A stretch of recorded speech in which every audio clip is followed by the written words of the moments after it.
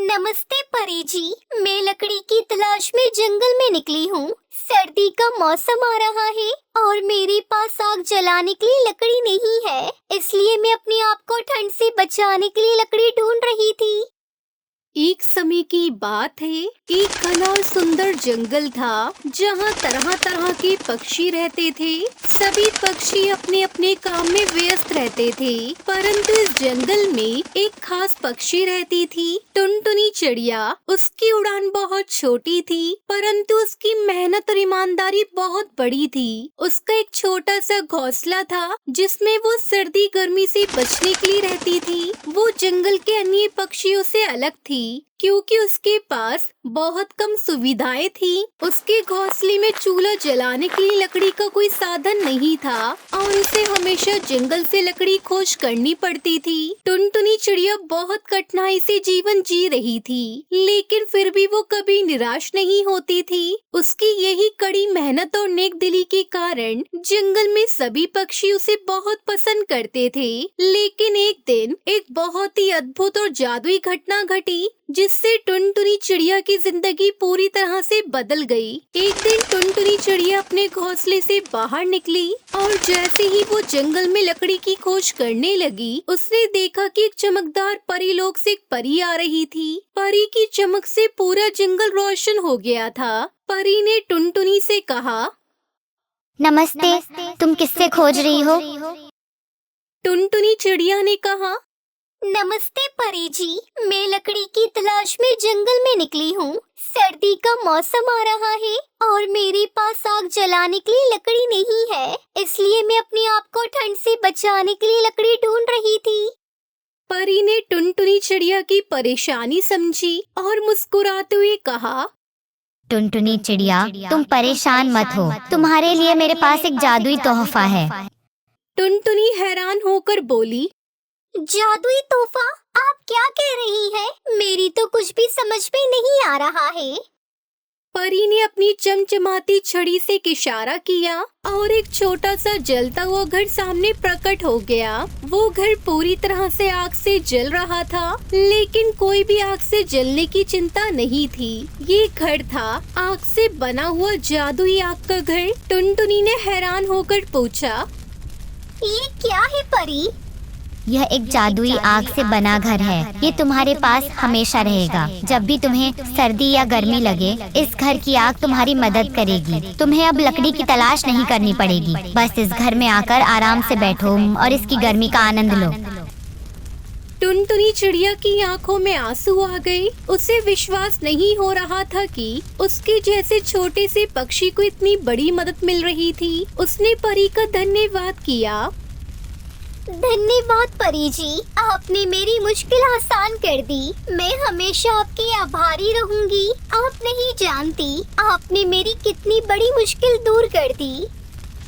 कोई बात नहीं टुनटुनी चिड़िया, तुमने अपनी मेहनत और ईमानदारी से इस जंगल को सुंदर बनाया है और यही तुम्हारी सच्ची शक्ति है। ये आग का घर तुम्हारी मेहनत का ही परिणाम है। फिर टुनटुनी चिड़िया ने धीरे धीरे जादुई आग के घर की ओर कदम बढ़ाए। घर के अंदर जाते ही उसे एक गर्म और आरामदायक माहौल महसूस हुआ। वो बहुत खुश हुई और भीतर जाकर आराम से बैठ गई। अगले दिन जब टुनटुनी चिड़िया जादुई आग के घर से बाहर निकली, उसने देखा कि जंगल के सभी पक्षी उसकी ओर आ रहे थे। वो सभी हैरान थे क्योंकि उन्होंने जादुई आग का घर पहले कभी नहीं देखा था। तभी सुंदरी कौवी ने पूछा, अरे ये क्या है टुनटुनी चिड़िया? क्या तुम सच में एक जादुई घर में रहती हो? टुनटुनी चिड़िया मुस्कुराई और बोली, हाँ, ये जादुई आग से बना घर है। मुझे परी ने तोहफा दिया है। अब मैं सर्दी और गर्मी से परेशान नहीं होती। दोस्तों, तुम सब भी मेरे साथ इस घर में रह सकते हो और इस सर्दी में आराम से अपनी जिंदगी बिता सकते हो। सभी पक्षी टुनटुनी के पास आकर उसकी मदद के लिए शुक्रिया कहने लगे।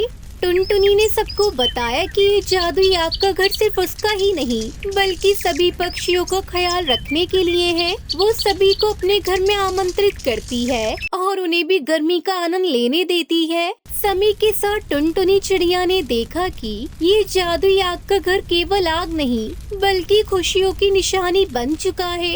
जब भी कोई पक्षी को कोई परेशानी होती वो टुनटुनी के घर आ जाता और उसके साथ मिलकर समस्या का हल निकालता। धीरे धीरे जंगल में एक नई एकता और प्रेम का वातावरण बन गया। परी ने एक बार फिर टुनटुनी से मुलाकात की। टुनटुनी, तुमने इस जादुई आग का सही उपयोग किया है। अब तुम जंगल के सबसे सम्मानित पक्षी बन चुकी हो। तुमने अपने परिवार और दोस्तों की मदद की है और यही सबसे बड़ा तोहफा है। टुनटुनी ने विनम्रता से कहा, मैंने तो बस अपनी कोशिश की है परी। मेरी सच्ची ताकत मेरे दोस्तों में है। हम सब मिलकर इस जंगल को और भी सुंदर बना सकते हैं। इस तरह टुनटुनी चिड़िया ने अपनी ईमानदारी और मेहनत से न सिर्फ अपनी जिंदगी बदली बल्कि पूरे जंगल की जिंदगी में एक नई रोशनी भी भर दी। और परी की दी हुई जादुई आग के घर से जंगल में खुशियों का मौसम छा गया। अब सभी पक्षी मिलकर खुश रहते थे और एक दूसरे की मदद करते थे। टुनटुनी चिड़िया को ये देखकर समझ में आ गया कि असली जादू किसी जादुई वस्तु में नहीं बल्कि दिलों में होता है। इस कहानी से हमें सीखने को मिलता है कि हमेशा ईमानदारी और मेहनत से काम करो। सच्ची खुशियाँ दूसरों की मदद करने में ही छुपी होती हैं।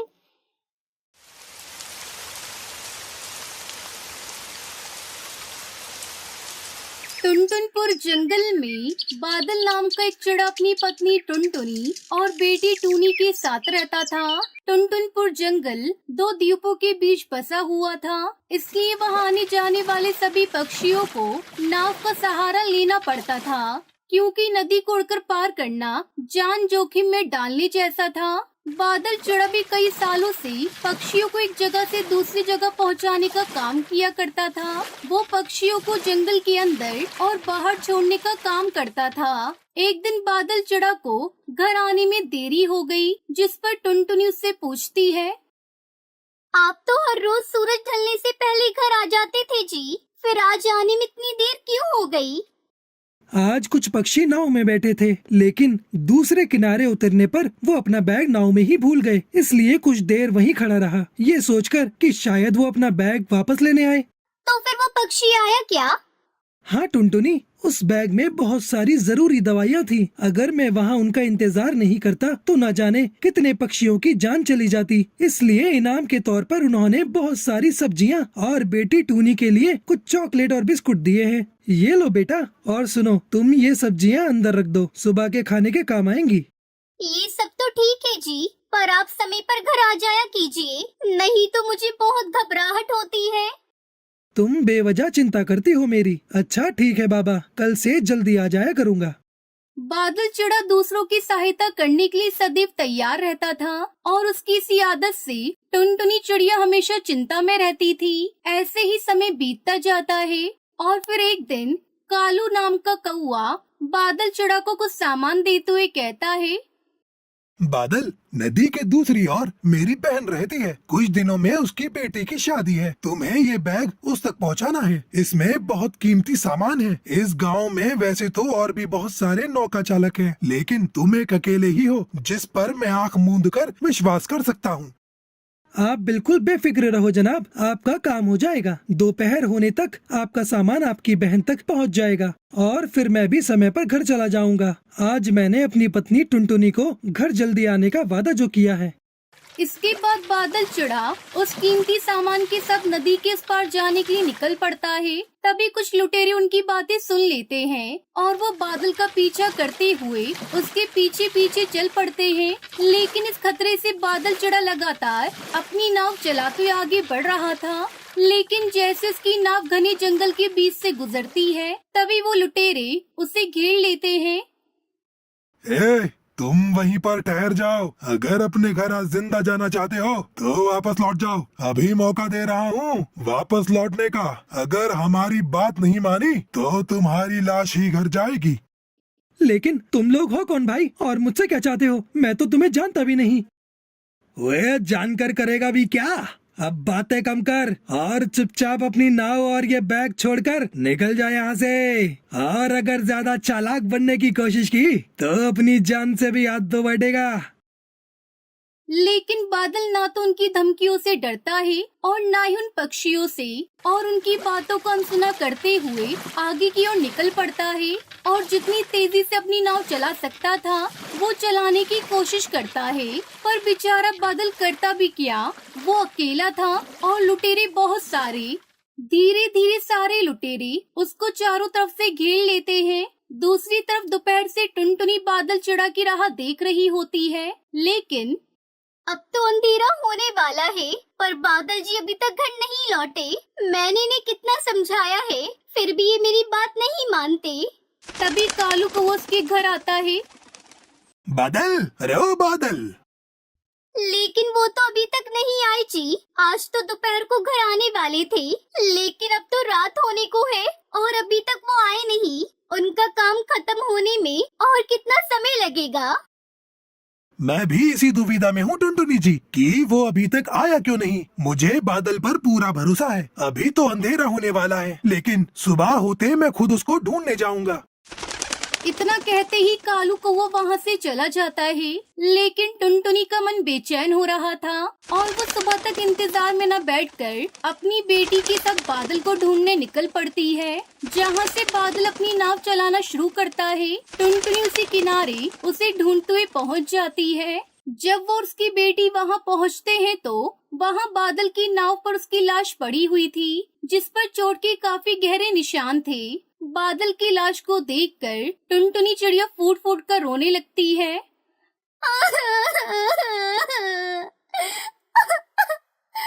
ये क्या हो गया आपके साथ जी? किसने किया ये सब? ये तूने क्या कर दिया भगवान? अब मैं और मेरी बेटी किसके सहारे जिएंगे? इसके बाद माँ बेटी रोते हुए बादल की लाश को बाहर निकालते हैं और बड़ी मुश्किल से दोनों धीरे धीरे उसकी लाश को घर तक लेकर आते हैं। अगले दिन सुबह होते ही कालू कौवे तक इस बात की खबर पहुँच जाती है और वो भागते भागते बादल के घर आता है।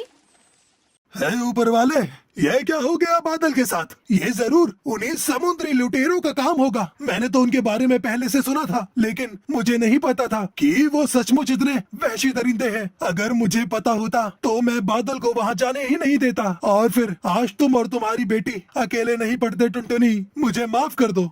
मुझसे गलती हो गई जो मैंने बादल को वहाँ भेजा। आज मेरी वजह से उसे अपनी जान से हाथ धोना पड़ा। अब मैं बादल को तो वापस नहीं ला सकता लेकिन उसकी जिम्मेदारी उठा सकता हूँ। अब से तुम दोनों के पालन पोषण की सारी जिम्मेदारी मेरी। ये सुनते ही टुनटुनी चिड़िया उसकी बेटी जोर जोर से रोने लगते हैं और उसके बाद कालू कौवा पक्षियों के साथ मिलकर बादल चिड़े का अंतिम संस्कार कर देता है।